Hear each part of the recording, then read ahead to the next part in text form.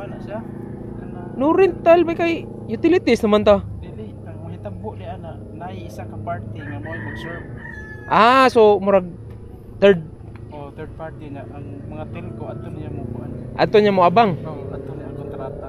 Mo lagi. Ang distribution Si ana. facilities iya. Oh lagi. Pareha ra nag-tower ko gud. Oh, iya na nga tawag. Inana man ang system sa SM. Mo ni nataba ang problema lang ana guys. Wala pa sila naka-put up. Nanay disconnect daan sa signal.